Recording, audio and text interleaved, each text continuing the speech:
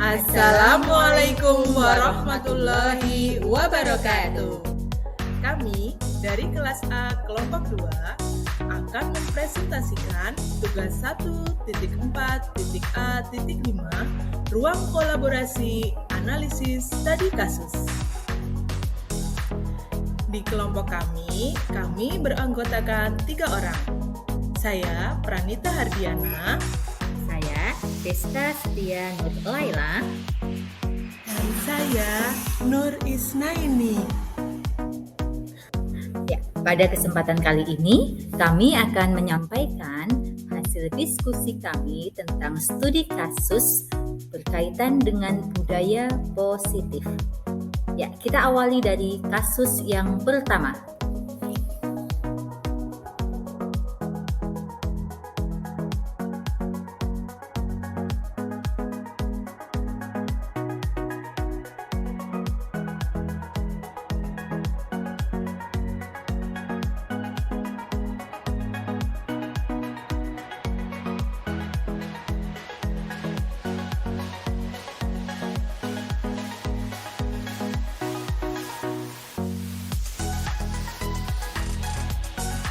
Dari studi kasus yang pertama, pertanyaan dan jawaban yang muncul adalah: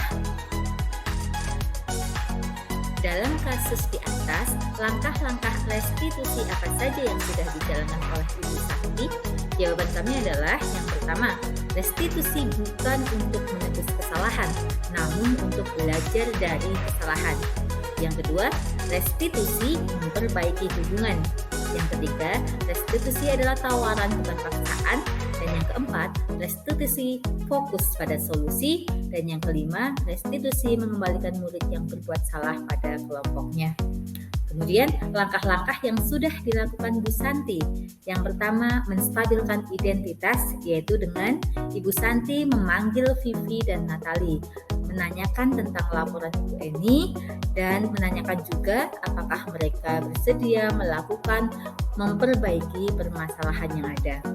Yang kedua, validasi kesalahan, yaitu dengan Bu Santi menanyakan apa yang mereka bisa lakukan untuk menggantikan rasa tidak dihormati Ibu Eni.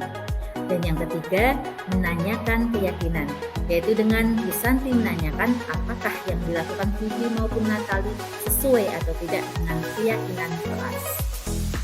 Berikutnya, menurut Anda, apakah restitusi yang diusulkan Vivi dan Natali sudah sesuai dengan pelanggaran yang telah dibuat?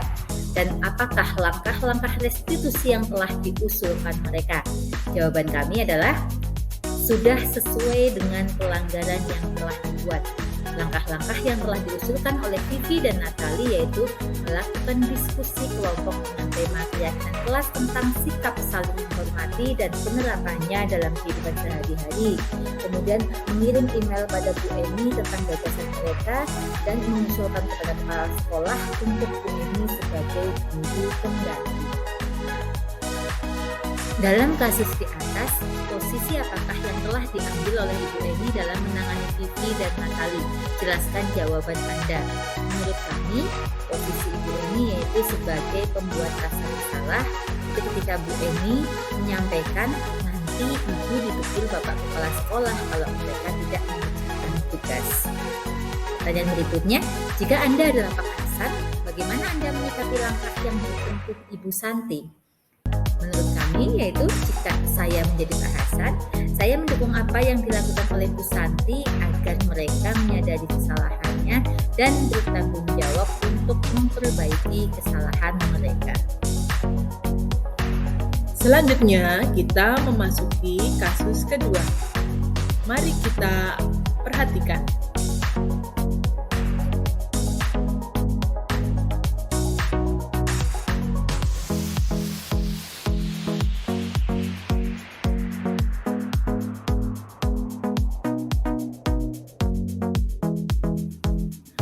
Pertanyaan dan jawaban yang muncul pada kasus kedua yaitu: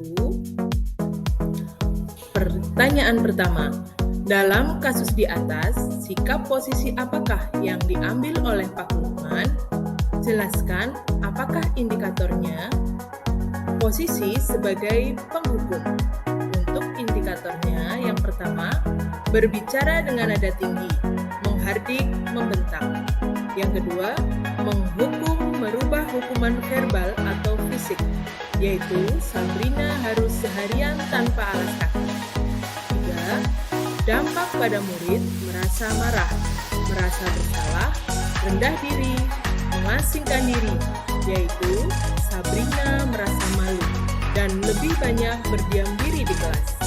Yang keempat, mode paksaan, yaitu Pak Lukman memaksa Sabrina untuk mencopot sepatunya. Pertanyaan selanjutnya, bila Bapak Lukman mengambil posisi sebagai manajer, apa yang akan dikatakannya? Pertanyaan-pertanyaan seperti apakah yang akan diajukan oleh Sabrina?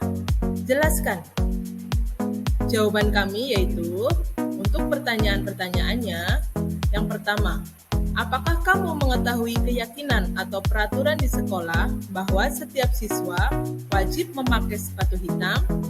Kedua, kalau kamu meyakininya, apakah kamu meyakini bahwa kamu sudah melanggar keyakinan sekolah dan maukah kamu memperbaikinya? Pertanyaan selanjutnya yaitu, kira-kira bila Anda adalah kepala sekolah di sekolah tersebut, nilai kebajikan apa yang ingin dituju oleh peraturan harus berwarna hitam? Jawaban kami bertiga yaitu nilai kebaikan. Di antaranya kesetaraan sosial, keadilan, keseragaman, kebersamaan. Selanjutnya, bagaimana Anda menyikapi langkah yang diambil Pak Lukman mengenai kasus tersebut? Untuk menyikapi langkah yang diambil Pak Lukman, saya akan memanggil Pak Lukman, kemudian berdiskusi tentang solusi apa yang bisa dilakukan agar Sabrina menyadari dan belajar dari kesalahannya tanpa harus memaksa dan menyakiti Sabrina. Selanjutnya adalah studi kasus ketiga.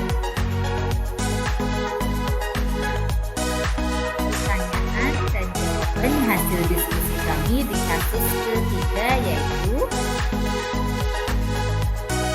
pertanyaan pertama yaitu, posisi kontrol apa yang diambil kami dalam pendekatannya kepada pelajar? Jawaban kami, posisi pembuat rasa bersalah. Diambil dari pernyataan dari ketika, gimana kamu pelajar, kamu tidak kasihan sama ibu ya? Ibu sudah capek-capek mengajar kamu, tidak kasihan sama ibu. Berikutnya, membaca sikap Fajar, kira-kira kebutuhan apa yang diperlukan oleh Fajar? Jawaban kami, kebutuhan cinta dan kasih sayang, motivasi. Karena di sini Fajar merasa malas-malasan, acuh tak acuh, dan tidak memperhatikan pelajaran. Berikutnya, bila mana Ibu Dani mengambil posisi pemantau, apa yang akan dilakukan atau dikatakan olehnya? Pertanyaan-pertanyaan seperti apa yang akan diajukan? Jelaskan. Jawaban kami, jika posisi Ibu Dani sebagai pemantau yang dilakukan dengan memonitor berarti mengawasi. Pada saat mengawasi, Ibu Dani bertanggung jawab atas perilaku Fajar dengan mengajukan pertanyaan. Peraturannya apa? Apa yang telah kamu lakukan? Sanksi atau konsekuensinya apa? Ibu Dani harus menghitung dan mencatat data yang dapat digunakan sebagai bukti atas perilaku Fajar. Posisi bisa menggunakan stiker, slip catatan, daftar cek. Posisi monitor sendiri berawal dari teori stimulus respon yang menunjukkan tanggung jawab guru dalam memonitor. Pertanyaan terakhir yaitu, apabila Anda adalah kepala sekolah di sekolah Fajar dan mengetahui hal ini, bagaimana tindak lanjut Anda? Jawaban kami, jika saya sebagai kepala sekolah, maka saya akan berkolaborasi dengan Bu Dani untuk memantau apa yang sedang dilakukan Fajar. Memasuki kasus keempat, kita simak bacaan berikut ini.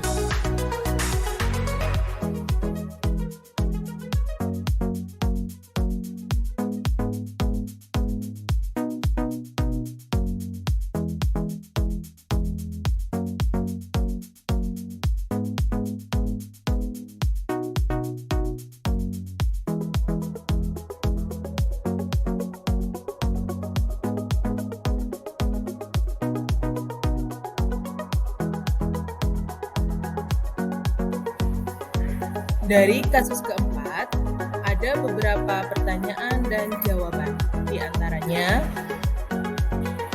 untuk pertanyaan yang pertama, posisi kontrol apa yang telah dipraktikkan oleh kepala sekolah Ibu Suti? Hal-hal apa saja yang dilakukannya sehingga Anda berkesimpulan demikian?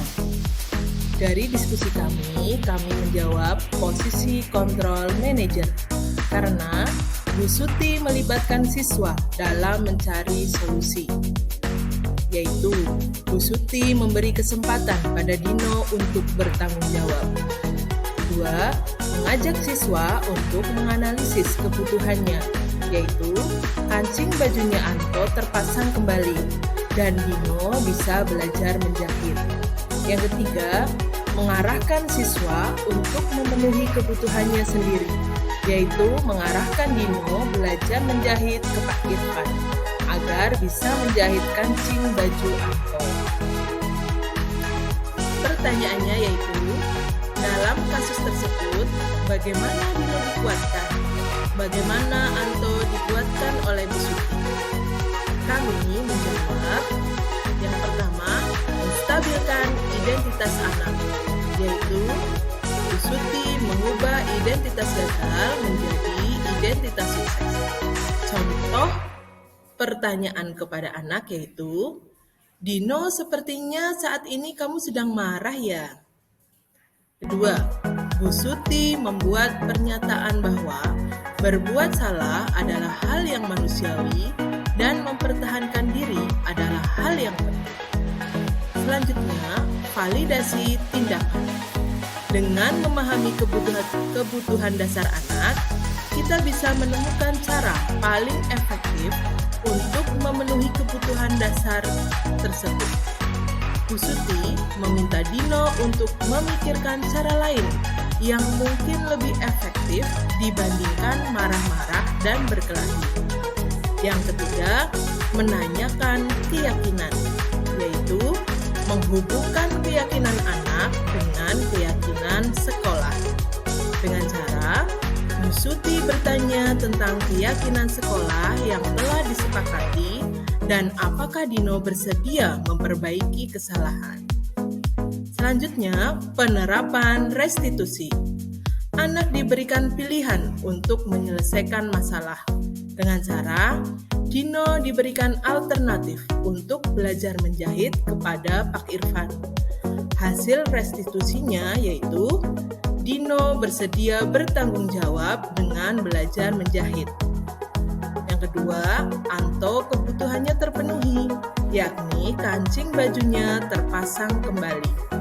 Dan yang ketiga, mereka akrab dan bermain bersama kembali. Pertanyaan selanjutnya, kira-kira nilai-nilai kebajikan atau keyakinan sekolah apa yang dituju dalam kasus tersebut? Jelaskan. Hasil diskusi kami menjawab, nilai kebajikan yang dituju adalah berakhlak mulia, di mana murid diharapkan memiliki pribadi yang baik dalam menjaga hubungan baik sesama manusia. Di antaranya, 1. Bu Suti fokus menyelesaikan masalah agar hubungan Anto dan Dino kembali baik. 2. Bu Suti meminta Dino mencari alternatif lain daripada marah-marah dan berkelahi. Dan yang ketiga, Bu Suti mengajarkan Dino untuk bertanggung jawab.